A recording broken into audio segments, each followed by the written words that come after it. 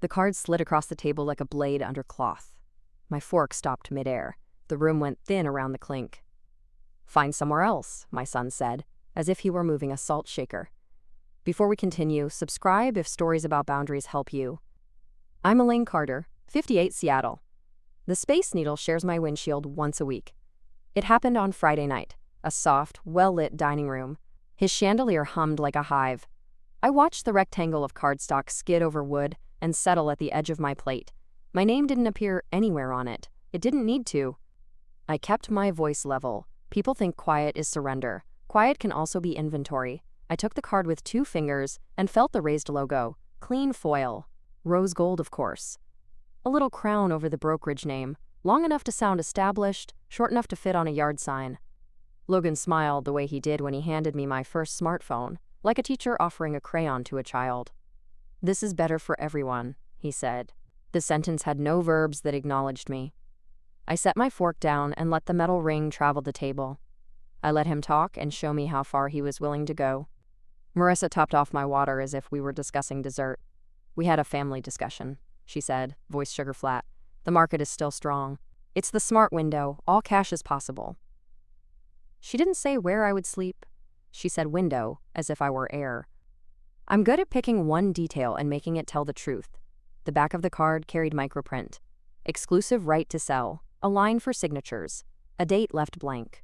I traced the empty line with my eyes and followed it to the silence after my name. Silence leaves room for handwriting. Theirs, not mine. Dinner smells carried on as if nothing had shifted.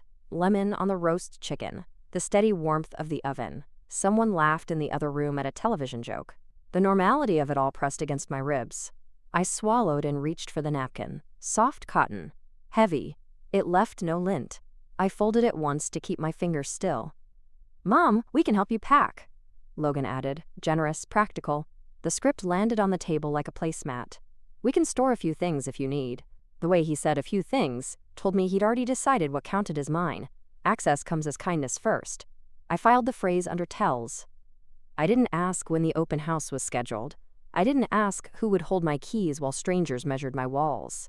I could have asked about the lockbox code or the commission, or whether he had already signed anything on my behalf. Instead, I tucked the card into my purse and let the zipper sound be my answer. A soft metal line, a boundary drawn by noise. I used to offer my peace by going along. I used to believe love meant saying yes. Grief had trained me to accept small losses to avoid big ones. My late husband handled paper. I handled people. Then the paper outlived him, and the people learned to speak in numbers when they wanted my consent. I can count too. We finished dinner in sentences that meant nothing. Weather. A new coffee place on 5th. A neighbor's puppy. I smiled when smiling cost nothing. I complimented the glaze on the roasted carrots. My plate stayed tidy. I lifted my glass and set it down and left no ring.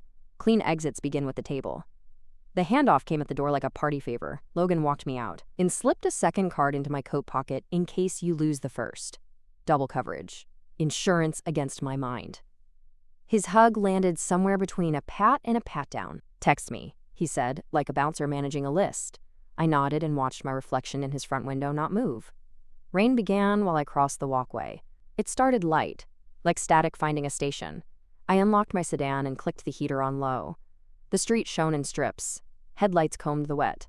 I gripped the wheel and watched my breath fog the glass, then fade. A long exhale can hold a promise. I did not speak it aloud. On the drive, wipers kept time. Street signs ticked by, green and reflective. A delivery van swung wide at an intersection and threw up a fan of water. My purse rode on the passenger seat with the card inside, a quiet passenger that had already begun to talk. The weight of cardstock felt heavier than its size, the way a key does when you're deciding whether to keep it. The words worked their way into the hum of the tires. Find somewhere else. Somewhere. As if my life were loose change and the drawer was deep. Else, as if I had wandered into a room I didn't pay for. I drove the speed limit and let the syllables settle into the grooves of the road. I tried each one a different way, and none made a home in my mouth. I know the difference between being asked and being moved. The first uses my name, the second uses my silence. I thought of the hallway in my house, painted the pale blue my husband liked because it looked like morning in photographs. I thought of the 3 nails behind the pantry door where I hang my gardening gloves. I thought of the chip in the third stair that catches my heel if I am rushing. Houses keep score in small ways. People forget. Baseboards remember. At a red light, I slid the card out and turned it under the dash light. The agent's name was written in a clean, rounded hand. The phone number curved, like it wanted to be dialed. The back listed accomplishments and bullet points disguised as sentences. I ran a thumbnail over the embossed logo and felt the slight dip where the crown met the line. Someone paid extra for that. Money glosses over intent. The paper still tells on you. I did not call. I let the light turn green and then go. It's easy to lose the shape of your own will if you only move when told. I took the long way home because I wanted room to decide. The interstate hummed, steady and impersonal. Lanes opened like pages. I kept right. Control begins small. Words I once avoided came to sit in the car with me. Trust, revocation, homestead. Not because I am clever, because I am tired of being moved like furniture. Even a quiet person will trade comfort for clarity if you press long enough. I passed a billboard about refinancing and almost laughed. Everyone wants your roof. Everyone calls it helping. When I pulled into my driveway, the porch light flicked on. The bulb warmed from yellow to soft white. I sat inside the idling car and let the heater even out the air. Home carries a temperature your body knows better than a thermostat. My shoulders dropped before the engine did. I was not ready to step out until my hands stopped shaking. They did. Inside, I set the card on the counter and put a glass over it, like catching a moth against a window. Trapped things calm down when you give them edges. I made tea and watched steam braid itself into the kitchen light. The kettle clicked off. Small finalities help. The house clicked with it, one of those old sounds it makes when warm air meets old timber. I would not argue with my son. I had tried argument before, and we both bled. I would not plead for the right to keep what I had already paid for, in years and in nights, and in the 1,000 errands that turn a building into breath. I would write in a different language. Numbers, forms, names that do not apologize. There is a drawer where the important things live, not the one guests think holds placemats. The other one, the one with a smooth slide, because I waxed it once while waiting for muffins to rise. I opened it and saw the spine of a blue binder my husband labeled years ago in block letters. Trust, draft. A thin film of dust lay over the plastic like frost. I blew and watched a circle appear. I slid the binder free and felt its weight settle into my palms. I didn't open it yet. I only placed it beside the trapped card, a book beside a bug, and stood there with my tea cooling and my throat warming. A person can know exactly what to do and still need a minute to be the person who does it. The kettle clinked as it contracted. It sounded like a yes. I took a pen and wrote 3 words on an index card because lists make me brave. Not a list of chores, a list of stances. Keep the house, keep the keys, keep the record. I tucked the card into the blue binder and closed it again. I am a woman who has learned that a sentence you can hold becomes a wall you can lean on. Text buzzed from the kitchen counter. Logan again. Just wanted to check in. We can get the ball rolling quickly if you're ready. The ball. It's funny how urgency prefers metaphors. I let the phone buzz in quiet. I didn't want to draft a reply with steam still rising from my cup. Heat pushes words too fast. Cooling sets them right. The house gave me its small night sounds, a settling beam, a sigh in the vent, the neighbor's car door thudding shut. I walked the rooms the way you walk a garden after rain. You see what held, what needs tending, what thrived without attention. I touched the frame of the hallway photograph where my husband had written our last name on the back in pencil. The graphite has smudged a little over time. Our names still held. On my nightstand, I set my purse open so morning would not need rummaging. The realtor card slid in its glass dome on the counter, a square moon. I left it there. Not as a trophy. As a reminder that paper does not care about tone. Paper cares about ink. I would speak in ink. I fell asleep thinking about doors. The front door that sticks in humidity. The side door that opens true. The back door with the scuff, where a grandchild once kicked a soccer ball inside. Doors are choices we forget we make. Which ones we oil. Which ones we lock. Which ones we let other people prop open with their plans. When dawn grayed the kitchen, I would make calls, but that promise lived on the far side of sleep, and I didn't cross too early. You lose your footing if you sprint over water. I let rest do what it does. Sleep is also a kind of filing. You wake and things have moved where you can find them. On the counter, under glass, the card waited. It was not a threat anymore, it was a prompt. I would answer it with a binder, a printer, a notary's stamp, a walk to a building where people record truths that cut cleaner than voices. But that belongs to later. For now, I remember the first and last thing that mattered at that table. The card sliding, my fork stopping, and me deciding, quietly, to pick up the only language that could keep me where I belong. I would not pack boxes, I would pack sentences. And I would leave them where men in ties have to read them twice. I turned out the kitchen light, and the window returned my reflection to me. My shoulders had settled back into their old line. My face looked like someone who knows the inside of her own house. The dark outside was not empty, it was just mine. The card stayed under glass. The binder waited open enough to breathe. The night held its keys. I am not angry the way I used to be, quick and useless. I am something steadier. Anger is a match. Steadiness is a pilot light. It stays. It warms the room you stand in. It makes water speak. It makes paper seal. It doesn't need witnesses. Tomorrow I will drive with the binder buckled beside me, the way you buckle a child before a long trip. The wipers will keep time, and I will keep my appointments. I will not say no to my life again.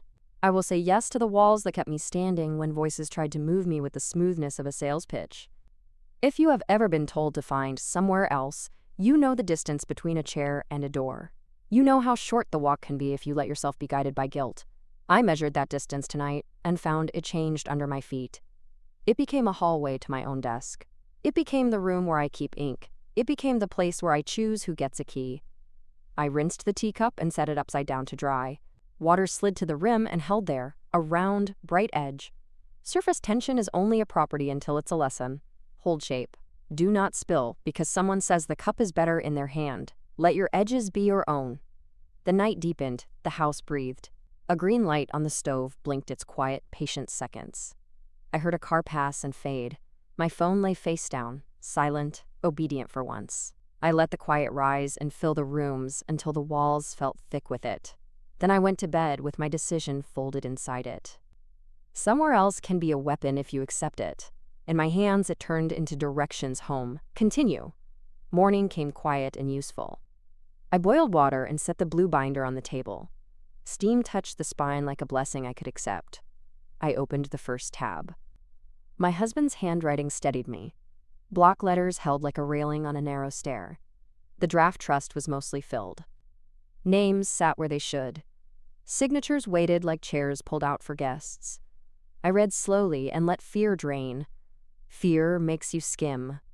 Skimming is how people sign away kitchens and windows. My phone blinked a missed call. The voicemail came from the number on the card. The agent sounded warm, brisk, and practiced. Logan mentioned your family consensus. Consensus is polite for a vote without ballots. She tripped the next wire without knowing it. She referenced a listing draft already started. She named the fee structure as if we agreed. She spoke of timing as if timing owned me. I listened twice to catch the small words. They always live near the money words. They always sound like pillows under a push. I wrote down her phrases on a receipt. Receipts remember better than notes. Ink sits different on proof of purchase. She mentioned exclusive right to sell. Her tone carried the shape of a signature. My hand itched for a stamp that wasn't hers. I returned to the binder and found a gap. A memorandum page waited for recording. That page would speak louder than anyone's tone. The doorbell tapped once. It was my neighbor, Jim, from 2 doors down. His hat was wet, and his news was unwelcome.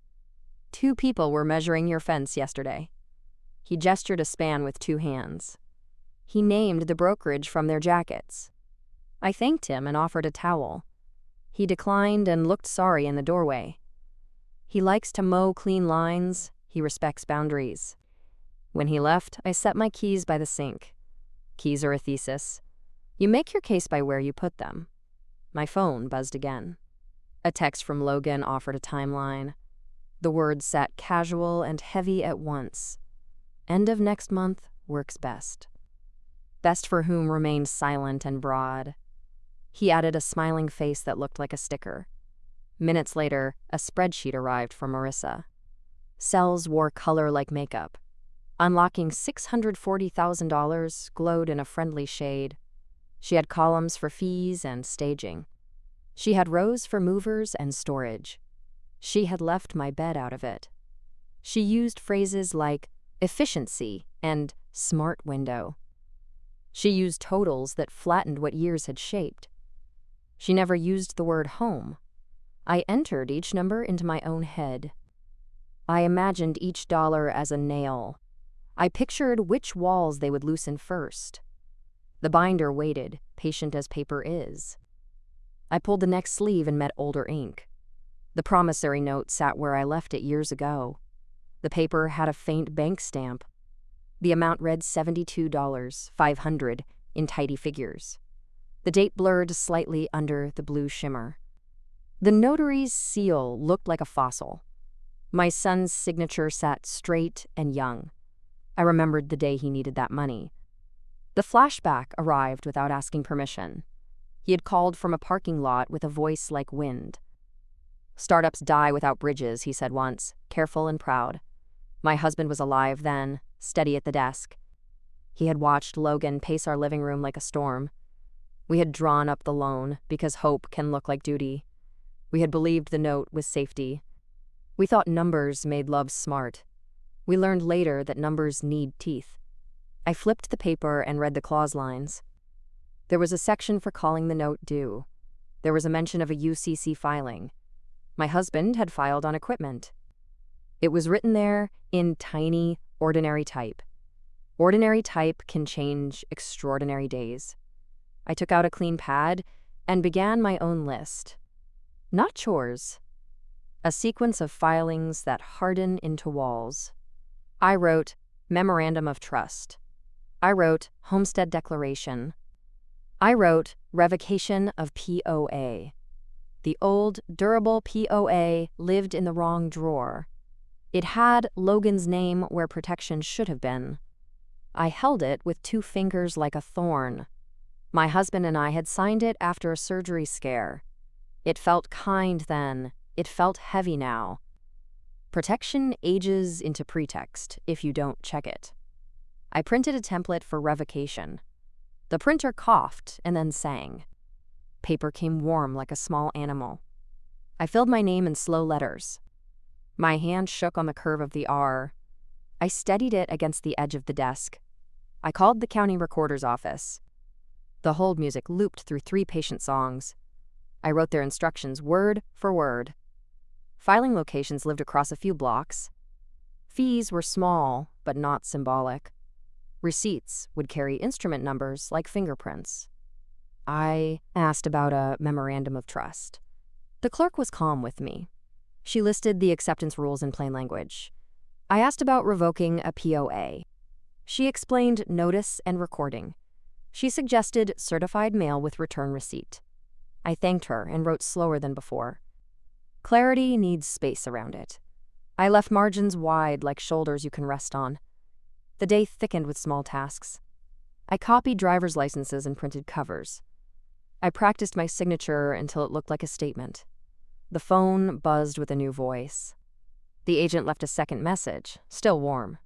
She referenced a draft agreement using its code. She said RLA11 like it meant welcome. She mentioned a 60-day exclusive and a 3% fee. She assumed the listing would be live by next week. I paused the message halfway and breathed. Assumptions like that grow in silence. Silence ends with a stamp and a mailed envelope. I called an attorney about estate documents. His assistant answered with a clear, kind tone. I asked for a review and a notary in the same visit. She offered me a slot without fuss.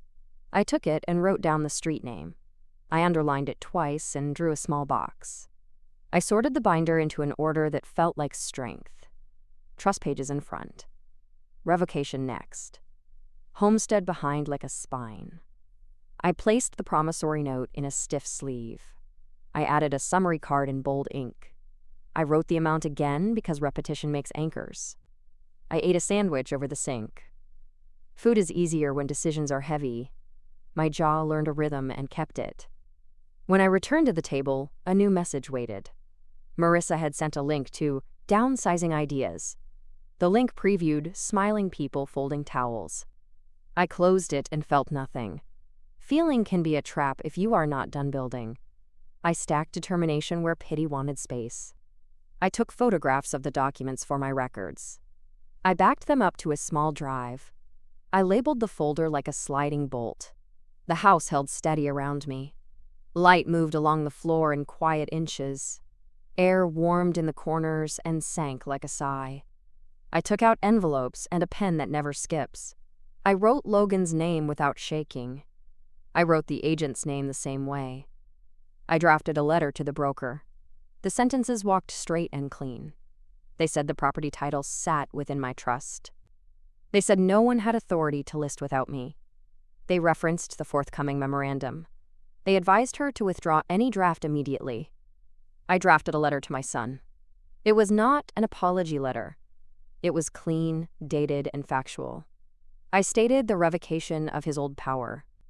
I stated the trust structure for the house. I stated the homestead protection to be recorded. I added one paragraph about the promissory note. I wrote the exact dollar amount in figures and words. I quoted the clause that allowed a call. I did not lecture in that paragraph. I located it between two calm lines. I gave the terms like a map, not a threat. If he wanted to resolve the call, he could. He could sign an apology with his own hand. He could agree to a repayment plan that kept us both upright. He could also sign a no-access agreement. It would cover keys and codes and accounts. It would end the pretense that help means entry. The printer worked again. Pages lifted and stacked like shingles. I clipped them with a black binder clip that bit down. My phone buzzed on the counter. Logan was faster than usual with a reply. His text used that soft authority he learned in meetings. Mom, we need to be realistic. Realistic often means stop resisting. He added, we already have interest. Interest does not equal consent. Interest is a tide that licks your steps. You move your legs. The ocean learns manners. I typed a simple answer. I'll be in touch in writing. He read it and did not respond. I set the phone down and finished addressing envelopes. I stacked them near the door like packed words. They carried my voice better than any call. A memory slipped its hand through mine. Our first spring in the house smelled like paint and rain. My husband had labeled the breaker box in capital letters. He had said, power needs a map. He meant wires. He also meant family. I am mapping now, I thought. I am writing the breakers down. I pulled a small safe from the closet floor. The combination lived inside my head and my wrist. The dial turned, and the door gave with a soft release. I checked birth certificates and the deed copy. I checked life insurance forms and a car title. I checked a tiny envelope that held a ring no one remembers. I placed the promissory note inside with a duplicate copy. I placed the draft letters for the certified mail. I placed a list of instrument numbers to fill soon. The doorbell chimed once and then again. I looked through the peephole and saw a clipboard. The man on the porch wore a branded windbreaker. He tilted to peer at my windows as if they were his. I opened the door to the length of the chain. I smiled without showing any teeth. He introduced himself as support crew for pre-staging. He said, I can take quick measurements. He looked past me like curiosity had a permit. I don't have you on my calendar, I said. Calendars matter to people who respect doors. He glanced at his phone and said my son's name. I work for the owner, I said back. Owner carries a gravity that breaks habits. He backed one step and waited for my yes. He did not get one. I said, please leave. Then I closed the door hard enough to teach the hinges. The chain clicked. The lock turned. The hallway felt taller after the bolt slid. I wrote a no trespass letter and printed 2 copies. One for the brokerage, one for my window binder. I breathed better with that paper cooling on the table. I made tea again because rituals help. While the kettle warmed, I reviewed my plan. It did not require noise. It required walking. It required ink. The agent called once more and spoke to my voicemail. Her tone had shifted a fraction. She sounded like someone told her there was a hiccup. She asked for a quick clarification. Quick is the cousin of casual. Casual is the mother of loss. I let the voicemail rest and cooled my cup. You can oversteep and grow bitter. You can also pour at the right minute and grow steady. The spreadsheet pinged again with a revision. Marissa had shaved 0.5% off a fee in a cell. She wrote, "See? We're thinking of you." Thinking does not equal listening. Listening shows up in where the pen lands. My pen had already landed. I took a slow walk through my rooms. I touched the banister where varnish had thinned. I pressed my palm against the wall like a pledge. I folded blankets and placed one on the couch. I stood in the doorway to the spare room. I opened the window 2 inches and let air write its line. The house knew I was busy defending it. It hummed in the soft way old houses do. It would hold while I drove and filed. I sat again and addressed the certified mail slips. I filled the green cards with careful letters. I imagined their return as small flags. In my head, I practiced speaking to the notary. I practiced calm so my voice would not tremble. Truth does not need volume, it needs verbs. I gathered my purse, the binder, and a sweater. I set them by the door like passengers. I pressed my keys under my palm and they answered. A final text arrived, short and unwilling. Don't make this harder than it needs to be. Harder for whom is always the hidden question. I did not answer. The next words would have dates and stamps. They would arrive with tracking numbers and small green cards. I locked the back door and checked the window latches. I looked once more at the card under glass. I lifted the glass and moved the card to the bin. Trash is where tools go when they're used up. This one had taught me its lesson already. It earned its place among peels and paper towels. I turned off the kitchen light and listened to the click. It sounded like a period at the end of a long clause. A sentence needs an ending. A plan needs a start. By Monday afternoon, the letters were sealed and queued. My appointment sat in my calendar without wobble. The binder waited in the seat where a passenger might. The house smelled faintly of lemon oil and ink. Rain brushed the windows like someone practicing manners. The hallway kept its line. The table kept its shape. I stood with my hand on the knob and counted. Keys, binder, envelopes, driver's license. Everything that turns a woman into her own witness. Then I stepped out, closed the door, and owned the sound. It was not loud. It was accurate. And it carried me forward. Wednesday morning broke clean and workmanlike. The sky wore a flat gray that helped me think. I buckled the blue binder into the passenger seat and checked for the envelopes with their green cards. The heater cleared the windshield in a slow arc. I pulled onto the road and let the wipers set the tempo. Decisions ride better when the world keeps time. Downtown moved at half speed, as if everyone was carrying something important and needed corners to widen. I parked near a brick building that smelled faintly of paper and winter. The elevator hummed and opened onto a hallway of carpet squares and quiet doors. A receptionist lifted her eyes and recognized the language of a woman carrying proof. She spoke softly and found the notary with a single call. The attorney's conference room held a long table, a bowl of mints, and a window that looked across to other windows. I laid out the pages as if I were setting plates. Trust in front, revocation behind, homestead last like a backbone. The notary checked my license with the care you want from strangers and the speed you expect from professionals. My voice sounded steady when she asked me to confirm my name. The pen sat heavier than usual in my fingers, then found its line and kept it. We signed one page, then another. Each signature felt less like a flourish and more like a bolt shot clean through a hinge. The notary's stamp came down with a neat thump that made the table answer. I tucked my copies into clear sleeves and held them like a child holds a book she can't wait to read. The attorney skimmed the trust and nodded at the amendment I'd added, naming a professional co-trustee for continuity. He did not offer extra talk. He respected the shape of my visit. I walked 2 blocks to the recorder's office and breathed air that smelled like wet concrete and ink. The lobby held a line of people practicing patience. They had deeds, liens, maps rolled like telescopes. We stood together and learned each other's footsteps without speaking. When it was my turn, the clerk lifted a hand that had stamped thousands of days into permanence. She explained what would go back to me and what would go into the county forever. Forever is a plain word in that room. I slid the memorandum of trust across first. She reviewed the names, the legal description, the parcel line that runs under my lilac bush, the trustee capacity that belongs to me. Her stamp kissed the paper. The printer beside her coughed and warmed.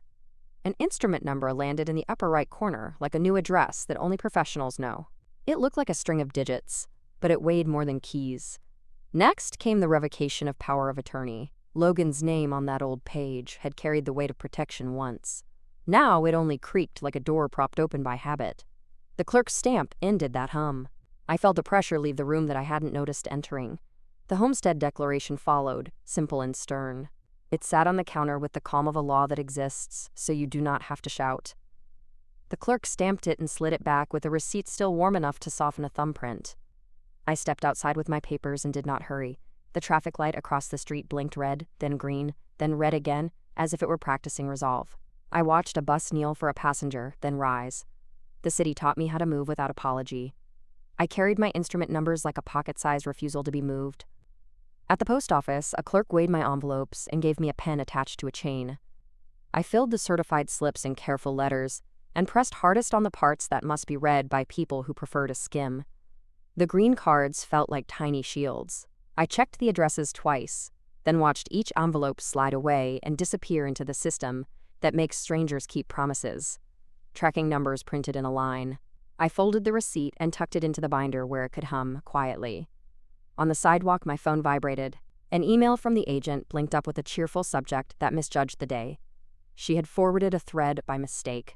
Her first message to my son began with "Great news," then attached a finder's deposit memo from a third party with an address that matched my street.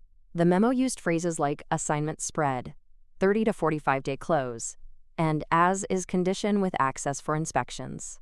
There was a small dollar amount listed under non-refundable to seller. It sat there like a thumbprint you can't wash off. I scrolled and read her follow-up. "We can get the photographer in tomorrow. Buyers already lined up." Buyers is a generous word for people planning to trade your life in a parking lot. I read the memo again and let the quiet expand until the words lost their marketing shine and became what they were, an attempt to move me with paperwork that belonged to other hands. The forward error had given me a view behind the curtain. I took a long breath and let my body file the feeling under fuel. Back in the car, I drafted 3 emails without drama. The first went to the agent, attaching PDF copies of the recorded memorandum of trust, the POA revocation, and the Homestead Declaration, each with their fresh instrument numbers. I wrote in sentences that marched straight and left no corners to hide in. I advised her to withdraw any listing draft immediately, to cancel any access instructions, and to notify any third parties that their assumptions had no legal ground. I copied her managing broker because people behave better when they think a hallway is watching. The second email went to the supposed buyer contact. I attached the same documents and a short letter stating that no one could assign or enter anything relating to my property, and that any deposit tendered to my son or his agent was a private error that would not be recovered from me. I did not add heat. Heat evaporates. I added paper instead. The third email went to Logan and Marissa, though the letters by certified mail would carry the official tone. I kept this one soft in shape and hard in meaning. I listed the filings I had made and the notices on their way. I attached a copy of the promissory note for $72,500 and quoted the clause that allowed me to call the note due after material disrespect and attempted coercion regarding housing decisions. I stated calmly that I was exercising that clause. I offered a clean path forward, a written apology, a 24-month repayment plan, and a no-access agreement covering keys, codes, mail, and finances. I wrote that upon execution of those terms and the first payment, I would refrain from filing a lien against his business equipment referenced in the UCC notation. I did not mention forgiveness. Forgiveness is a later language, earned in the same ink as debt. I hit send and let the car sit with me. The engine vibrated like a cat that trusts the chair.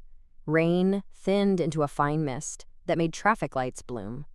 I placed the binder upright and watched a drop slide down the cover and stop at the edge, a clear bead holding its line. Boundaries can look like water and still resist. The agent called before I had pulled out of the spot. Her voice carried a crispness that now had tiny chips in it. She asked for clarity and used my first name as if that might loosen screws. I told her to check the county records and the attachments. She said we were working from family consensus. I said the county does not record consensus, it records ownership. The line held. Her tone softened into a professional retreat. You can hear the moment a sales script sees its exit. Logan called next. The phone shook, then settled in my hand. He didn't start angry. He started confused, as if I had introduced snow in July. You filed something? He asked, like paperwork is a rumor that could still be wrong. I told him what I filed and why. He went quiet, then loud. You wouldn't do this to your own son, he said, and the sentence tried to control the sharp parts by making me choose a softer identity. I already did it to myself when I made you my plan, I said. I didn't raise my voice. The words did their work without volume. He asked if this could be walked back. I told him paper doesn't walk, it stands. He switched tactics and said he had taken a small deposit, just to hold interest. He said the word deposit like a cushion he could throw at my feet. Return it, I said. He asked why, as if legal reality were a matter of taste. Because you sold access to something you don't own, I answered. The line went quiet until I heard the soft click of him realizing there were more people on this call than his will. He tried one more time in a tone that had worked on me for years. Mom, be reasonable. Reasonable is a word people hold like a leash when they are standing near your front gate. I let it fall. Be respectful, I said, and ended the call before my breath could wobble. The managing broker replied to my email with a professional bow. She had checked the recorder's site and confirmed the filings. She apologized for any confusion and said the office would immediately halt any efforts relating to my address. She promised to speak with the agent about consent and authority. Her phrases were polished and neutral. They carried what I needed, a public trail of retreat. The buyer contact wrote back too, shorter. He asked, "So the deal is off?" His message included a screenshot of my memorandum's instrument number that he had pulled online. I responded with the same measured line. There was never a deal to begin with. I told him any deposit made to my son would need to be resolved between them. I wished him luck. You can be polite without giving ground. I drove to my bank and walked into the lobby with my binder against my hip like a cast. I asked for a notary to witness my letter calling the note due and for a copy stamp. The notary read the letter and looked at the old note. She asked if I wanted to file a lien on the equipment now or hold it in reserve. I said reserve, then added a line to my letter reflecting the choice so that later I would not mistake mercy for weakness. Mercy is a tool that functions best when labeled. On my way out, my phone pinged with a message from Marissa. It was a long paragraph that tried to be the moral center of a room she had furnished. She wrote about efficiency, protecting value, and avoiding drama. She closed by saying, "We're not trying to control you. Control is never the word used by people holding the wheel." I replied with a single sentence. All future communication on this topic must be in writing. She answered with a thumbs-up emoji, then added a line about keeping it civil. Civility sometimes looks like a fork polished for a dinner where you are not invited to sit. I returned home by a route that rolls past the water. The surface lay gray and human, wrinkled by wind. A gull traced the length of a pier and discovered nothing it could claim. I parked and sat for a minute without turning off the engine. You have to let a day like this finish baking inside you before you open the oven. On the porch, a delivery carrier left a small bundle of envelopes wedged under the mat. I carried them to the kitchen and sorted them with the simple pleasure of something done and done. I placed the county receipts in a clear folder. I slid the bank copy of the note call behind them. I clipped everything with a wide black clip that bit down and held. The phone rang again. The agent, this time slower. She said she had spoken to her broker and understood the position. She asked whether I might consider listing with them later, on your timeline. Later is a mercy word when people want you to forget earlier. I told her I would not be listing my home. I told her the only photographs allowed inside my walls would be mine. She thanked me in a voice that sounded smaller, and not because she respected me, because paper had resized the room. Logan texted that afternoon, short and sharp, "Why are you doing this?" I looked at the binders and the receipts. I looked at the doorway where he had once tracked in rain and wiped his feet without asking. I typed, "To teach us both where the door is." He did not reply. I turned my phone face down and let the answer stand like furniture no one moves anymore. Toward evening, a message arrived from a number I didn't recognize. It belonged to the support crew man who had tried to measure my windows. He apologized for showing up without approval and said, I wasn't told the owner objected. He had checked the county too, which means he understood now whose floorboards he had been stepping toward. I didn't respond. He had corrected his path. The rest wasn't my work. A neighbor sent a photo from earlier in the day. 2 men in branded jackets stood on the sidewalk across from my house, their arms folded, looking at the porch. The angle made the porch look like a stage. For a second, I saw my life as a set someone else had booked, and I felt a small, useful anger sharpen into purpose. Then the feeling passed, replaced by the slow relief of a boundary that doesn't depend on who is watching.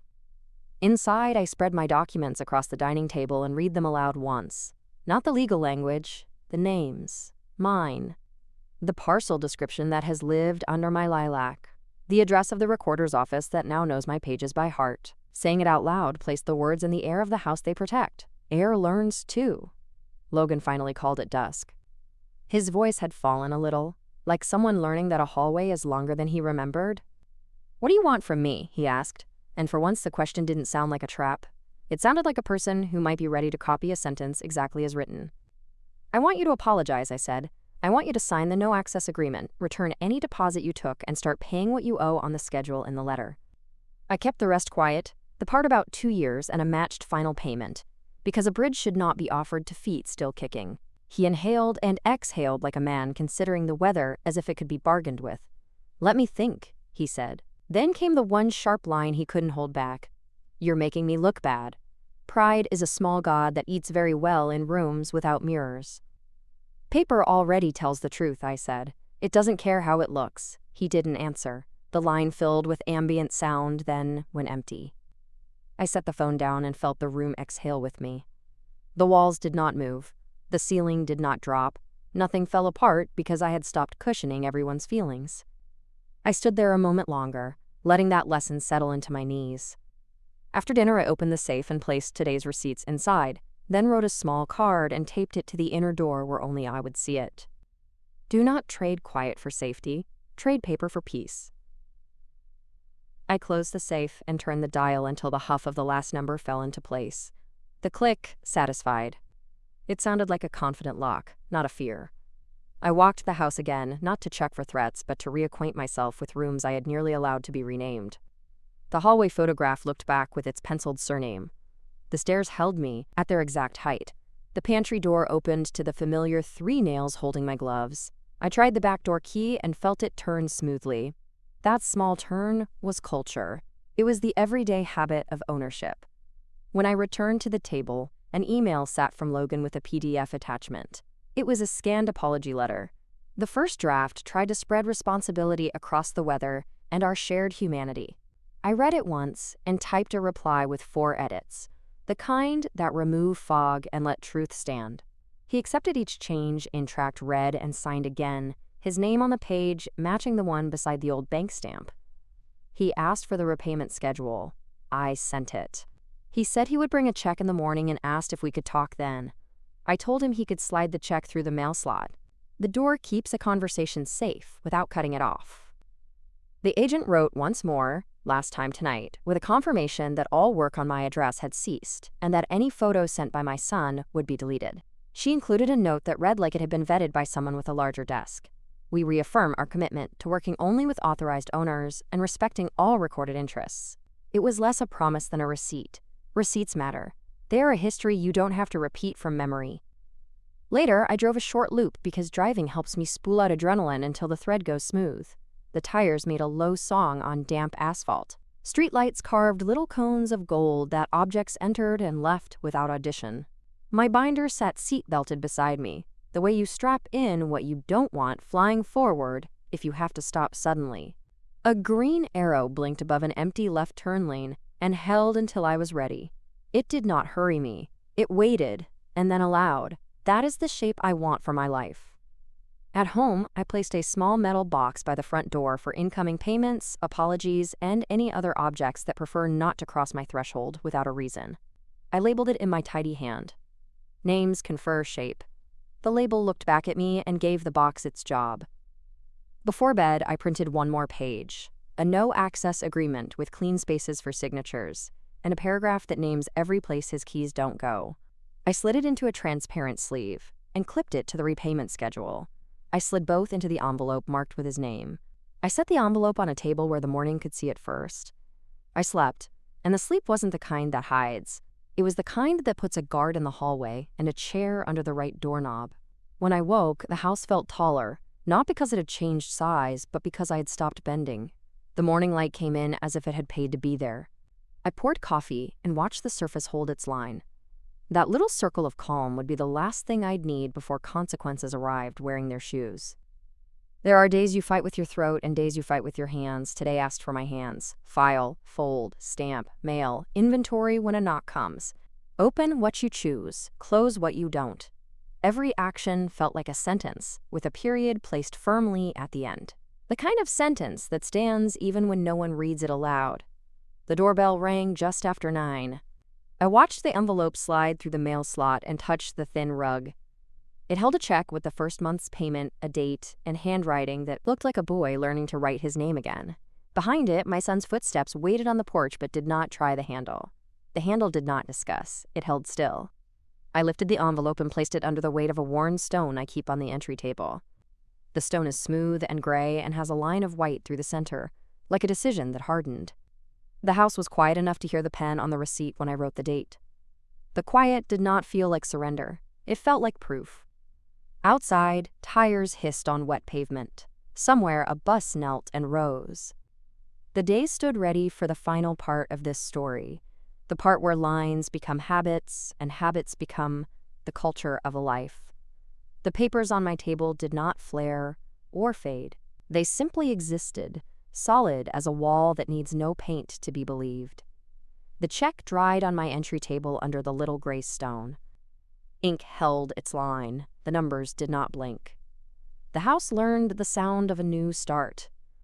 I made coffee and set the blue binder open. Pages breathed the way cloth does after a wash. Paper carries calm if you let it. I called my attorney and confirmed the next step. A professional co-trustee would join the file. Continuity is a boundary you can hire. The locksmith arrived mid-morning with a tool roll. He moved like a man who respects thresholds. Metal clicked, turned, set. The doors learned new names. I saved the old keys in a jar for history. History belongs in glass, not in pockets. I labeled the jar because labels teach memory manners. Logan texted a photo of the signed no-access agreement. His signature looked older than last week. He asked for a copy stamped received. I printed it and pressed my date stamp. The ink haloed once and then settled. I scanned the page. The scanner sang its little line. A second ping arrived from the agent. She attached a formal withdrawal confirmation. She included a note promising internal training on consent. I filed it under receipts. That word has earned its pay this week. It stacks proof until rooms stand straighter. Marissa sent one more spreadsheet. This one had no colors and no totals. It held a single row titled Lesson. She didn't write anything else. Sometimes the quiet is the apology. I saved it and let it be small. I walked my rooms with a soft cloth. I touched door frames and let dust go. Dust keeps old air. I wanted today's. In the kitchen, I fed the shredder. It ate duplicates and drafts without complaint. Teeth hummed. Past versions turned to strips and hush. I labeled 2 folders for tomorrow's bank errand. One for payments, one for notes. I placed them in the entry box with a clean pen. By noon, the house felt taller again. Not larger, truer. It held the weight of its own outline. I stood at the sink and watched water run. A line of sunlight slid across the counter. The line paused at the lip of the blue binder. I thought about mercy as a tool, not a favor. Mercy dulls chaos. It does not decorate it. Mercy works best when measured and written. I wrote a short amendment for myself. If Logan kept the plan for 2 years, I would match his final payment into a small fund. Not for business. For weather. For the kind of storm that teaches. I printed the clause and signed it. I sealed it in an envelope labeled If. Hope behaves better when kept in a drawer. The doorbell rang. No footsteps this time, just air moving. I checked and found a simple white envelope. Inside, a cashier's check covered the month's start. A yellow sticky note carried 5 words. I'll keep the rules. L. Short lines can carry a mile. I set the check under the stone. The stone did not need to know the story. I texted the buyer contact a final note. Deposit should be returned from the source. I wished him a clean deal elsewhere. He sent a single understood. It landed like a door closing correctly. The click felt earned. Afternoon light pulled long across the floorboards. I replaced a battery in the smoke alarm. I tested the door chime and the camera blink. Not fear, practice. Houses like routine the way knees like stairs. They perform better when you use them. I brewed tea and sat at the dining table. The chair took my weight without complaint. We have both held more than we should. The apology arrived by email in final form. No clouds, no weather, no we. Just ownership, named and signed. I printed it and slid it into the binder. Then I wrote 3 lines on a card. Apology, agreement, action. I tucked the card where my hand finds it. Reminders turn into habits if they live near touch. Habits are culture in a house of one. A text from Jim blinked on my phone. Looks peaceful over there, he wrote. He added a photo of my porch at rest. No measuring tape. No jackets with names, not mine. Just light across a step worn by my foot. I thanked him and sent a wave emoji. Modern courtesy knows how to be small. Small is enough when the boundary holds. I called the insurance agent for a quiet update. She added the trust note to my file. Good move, she said, purely practical. I paid 2 bills and paused before a third.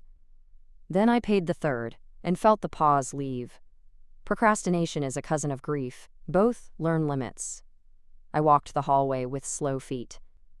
The framed photo steadied on its nail. My thumb found the pencil smudge of our surname. Late afternoon leaned into the windows. I could hear a child laughing on the block. Sound can bless a room it never enters. I phoned a friend for 10 clear minutes.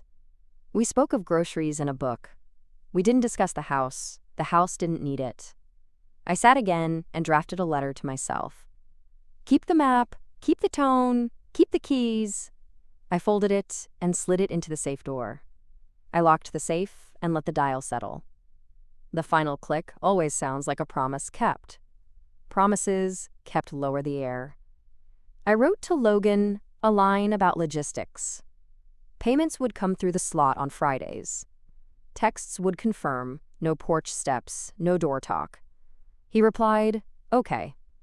Not yes, not love, not sorry, not yet. Okay is enough to carry this week. I called my doctor to move a routine appointment. The receptionist said she liked my earrings. Life continued in the exact right size. By nightfall, the neighborhood cooled to a useful hush. Streetlights found their golden patience. Rain tried once, then changed its mind. I put on a coat and took a short drive. The dashboard glowed a steady little galaxy. Wipers rested, ready but still. The road welcomed me without needing my history. Pavement does not ask who almost sold your kitchen. It cares about lanes and signals. I appreciate that.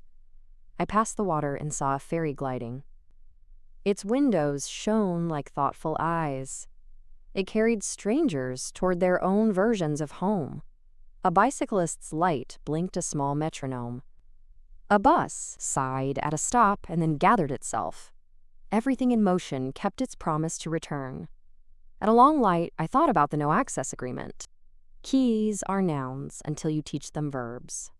Today, they learned stay. I thought about the matched final payment. How mercy should be quiet and structural. How it should never invite another breach. I thought about families that confuse silence with love. I thought about love that learns a new grammar. Subject, verb, boundary. The light turned green and waited for me. It held the lane like an open hand. No horn reminded, no engine pressed. I turned and the tires hummed approval. The city gave me back my corner. The corner gave me back my breath. At home, I parked and listened to the engine finish. It ticked down like a clock that had done its job. Rooms ahead held their shapes without asking. Inside, I set the new keys on the dish. They made a note like porcelain agreeing. Agreement can be beauty when you pick it yourself. I watered the plant on the sill. It had leaned toward the window all day. Plants know where life is. They go there. I opened the metal box by the door. I placed today's receipt and the apology inside.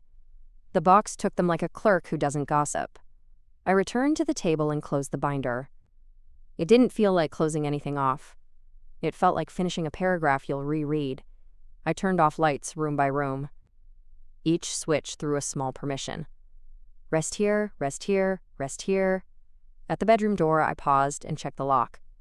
Habit, yes. Ceremony, also yes. Rituals make meaning, stay. I lay down and let the day fold. My body remembered chairs and pens and doors. It forgave them and kept them. I slept and dreamed of stairs that fit my foot, of windows that open and stop where they should, of paper that holds when storms try the latch. Morning will ask for ordinary courage. Coffee, mail, a walk, a bill. I can do ordinary at a professional level now. If you stood in my kitchen today, you'd notice nothing loud. No banners, no speeches, no raised glass. Only a house that wears its name correctly. Outside, a car slid by and left no line. The night made room for its own small weather. The quiet did not apologize for existing. On my nightstand, the spare key slept in its tray. It kept its promise by doing nothing. Sometimes nothing is the loudest yes. I will keep the repayment schedule and the door calm. I will keep the trust and the homestead recorded. I will keep the words mine and home in the right mouths. I will not rehearse the insult anymore. I will rehearse the filing, the breath, the lock. Practice turns into spine, spine turns into peace. Tomorrow, I'll drive past the Space Needle again. It will look like it always has, inevitable and polite. Landmarks don't move for stories, they witness them. The road will open and close around me. Green will appear, then allow, then fade. I will take my turn because it is mine to take. The house will meet me where I left it. The porch will hold my weight without comment. The door will do the one job doors should do. And I will end here, where proof lives. The quiet lane, the soft rain, the light going green. If this story steadied your hands, like, comment, and share.